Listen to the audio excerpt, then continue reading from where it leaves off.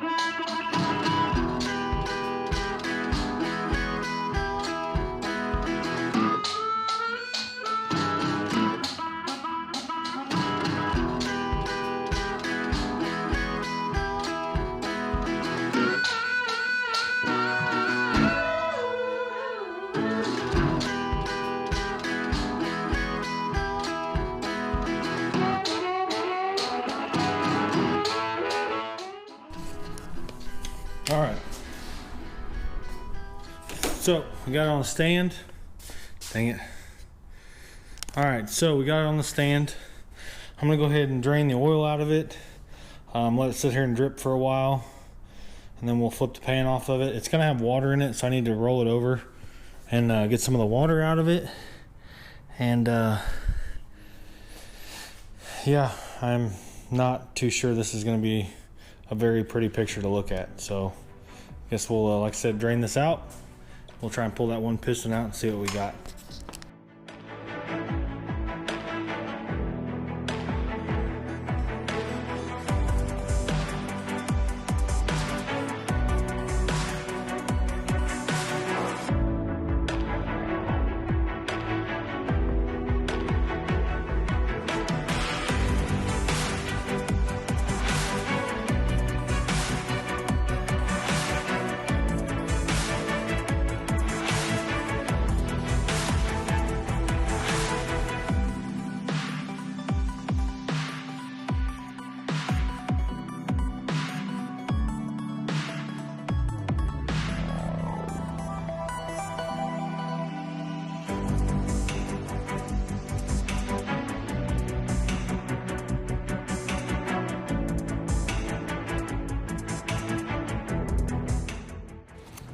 Alerts. All right. They remind and warn us. If you...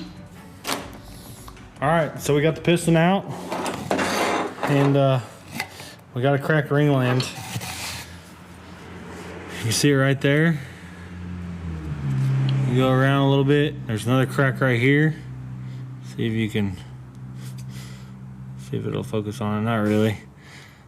Crack right there, and actually cracked below the second ringland too. So yeah, it was a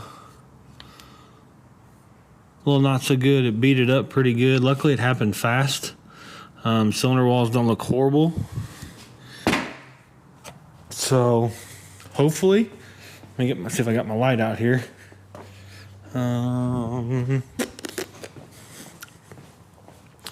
What do I do with my flashlight? Stand by. All right, so you saw there, had a cracked piston. Kind of sucks. Didn't think it was going to happen, especially at that power level. Who knows where it started, what caused the piston to break, especially at that power level. It's, you know, we weren't really leaning on it hard at 10 pounds. I've been driving the truck on 10 pounds for a couple years now and never had any issues. But I did have a spare piston, so I got a spare piston put in it. Yeah, and I started cleaning that, and I still never finished cleaning those, but got the new piston in it. Everything's torqued down. With that being said, I had that cylinder head at work, and I just happened to wipe the deck off to get it prepped to put back on with a new fresh head gasket, which is supposed to be here. And then I realized that the heads were cracked between every seat. I don't know what happened there. The camera shut off. That was weird. But anyways, cracks in the cylinder heads are pretty common on LS stuff. Don't normally see it in rectangle port heads. I see it a lot in cathedral port heads. But, you know, we're making a little bit more power than stock, so I'm not surprised. I haven't pulled this head off yet to see, but more than likely this one is probably the same way. So, got to figure out something to do with cylinder heads. I don't really know where I'm going to go with that just yet, but that's going to be pretty pricey, so I don't know. But anyways, that's going to do it for this video, guys. Kind of a little update on the Boost Knuckle and kind of show you what's been going on with it without showing you what's been going on with it. You know what I'm saying? But anyways, we'll get back to that and then hopefully get some stuff for the Civic here pretty soon. Get this thing rolling. Worst comes to worst, we've always got the Ranger out there. We'll, you know, I guess might as well have 3 blown up race cars. No, I don't want to do that. But anyways, thanks for watching, guys. Keep following along. We'll see you on the next one.